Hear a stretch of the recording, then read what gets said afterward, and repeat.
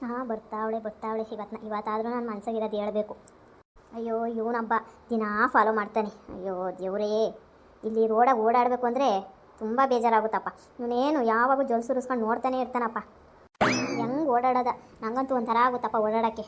ಮತ್ತೇನೇ ಆಗಲಿ ಧೈರ್ಯ ಮಾಡಿ ಹೇಳ್ಬಿಡ್ತೀನಿ, ಆಗಿದ್ದಾಗೋಗ್ಬಿಡ್ಲಿ. ಅರಿ ನಿಂತ್ಕೊಳ್ರಿ. ರಕ್ಷಾ, ನಿಮ್ಮ ಹೆಸರು ರಕ್ಷಾ ಅಂತ ಅಲ್ವಾ? ಅಯ್ಯೋ ನಾನು ದಿನ ಇಲ್ಲೇ ನಿಂತ್ಕೊತೀನಿ, ದಿನ ನಿಮ್ಗೆ ಫಾಲೋ ಮಾಡ್ತೀನಿ. ಒಂದು ದಿವಸನೂ ಯಾಕ್ರಿ ಹಿಂಗೆ ಫಾಲೋ ಮಾಡ್ತೀರಾ ಅಂತ ಕೇಳಲೇ ಇಲ್ವಲ್ರಿ? ಅಯ್ಯೋ ನೀವು ಫಾಲೋ ಮಾಡಿದ್ರೆ ನಾನೇನು ಮಾಡನ್ನಿ? ಯಾಕೆ ಕೇಳಬೇಕು? ಅಯ್ಯೋ ದಾರಿ ನಿಂತ್ಕೊಂತಾರಪ್ಪ 1000 ಜನ, ಹಂಗಂತ ನಾವು ಕೇಳೋಕ್ಕಾಗುತ್ತಾ? ಅದೇ ನಾನು ನಿಮಗೋಸ್ಕರನೇ ಕಣ್ರಿ ನಿಂತ್ಕೊಂಬೋದು. ಸರಿ ಹೇಳ್ರಿ ಏನು ವಿಷಯ? ರಕ್ಷಾ ಅವರೇ, ನಾನು ನಿಮ್ಮನ್ನು ತುಂಬ ದಿವಸದಿಂದ ಲವ್ ಮಾಡ್ತಾ ಇದ್ದೀನಿ ರಕ್ಷಾ ಅವರೇ. ನೀವು ನನ್ನ ಒಪ್ಕೋಬೇಕು ರಕ್ಷಾ ಅವರೇ.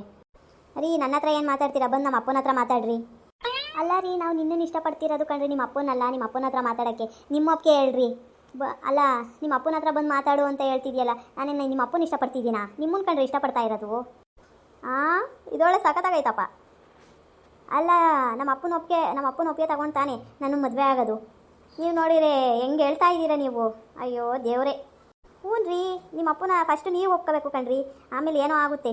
ಫಸ್ಟ್ ನೀವು ಒಪ್ಕೊಳ್ರಿ. ರೀ ಬೇರೆ ಏನು ಕೆಲಸ ಇಲ್ವಾ? ಸುಮ್ಮನೆ ಹೋಗ್ರಿ ಬಾಯಿ ಮುಚ್ಕೊಂಡು. ನನಗಿಷ್ಟ ಇಲ್ಲ. ಮನೆಗೆ ತೋರಿಸ್ತಾರನ್ನ ಹಾಕ್ತೀನಿ, ಸುಮ್ಮನೆ ಹೋಗ್ತಾ ಇರ್ರಿ.